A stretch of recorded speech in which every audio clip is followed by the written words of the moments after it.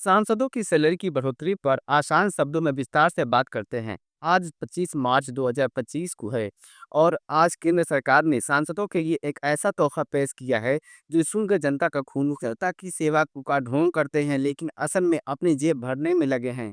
तो चलिए पूरा ब्यौरा देखते हैं, क्या बढ़ा, कितना बढ़ा और इसका जनता पर क्या असर है। सबसे पहले ताजा आंकड़ा, सांसदों की मासिक वेतन 1 लाख रुपए से बढ़ाकर 1,24,000 रुपए हो गए हैं, यानी 24,000 रुपये सीधा इजाफा हुआ है।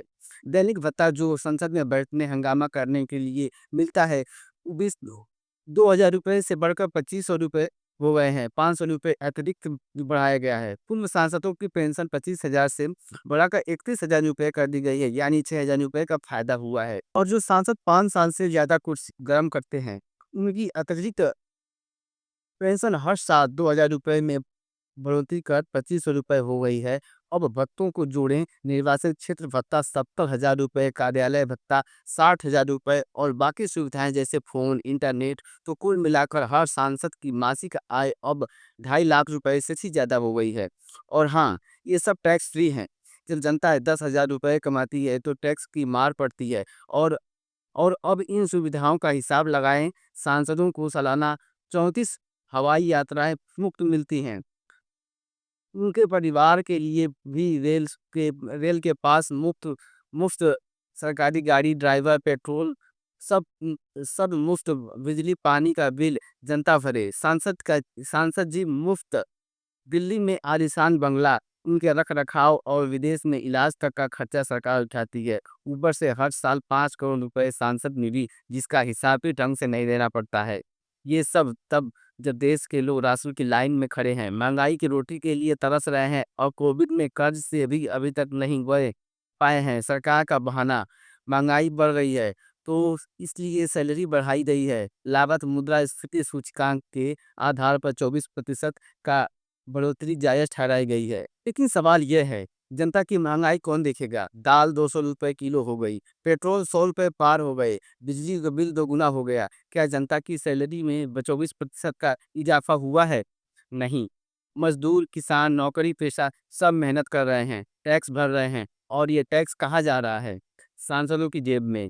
2020 में कोविड के नाम पर 30% सैलरी कटौती का नाटक किया गया, लेकिन अब ब्याज समेत वसूला जा रहा है। तब तक जनता से त्याग की बातें कही गई थी, अब सांसदों की विलासिता के लिए खजाना खोल दिया गया है। और सबसे गजब की बात, ये फैसला किसने लिया? खुद सांसदों ने। सांसद संसद में बैठकर अपनी सैलरी बढ़ाई, अपनी पेंशन तय की और जनता को बिल थमा दिया। कोई विपक्ष, कोई सत्ता पक्ष, सब चुप हैं। न वॉकआउट न हंगामा। जब फायदा सबको हो रहा है तो लड़ाई कौन करे?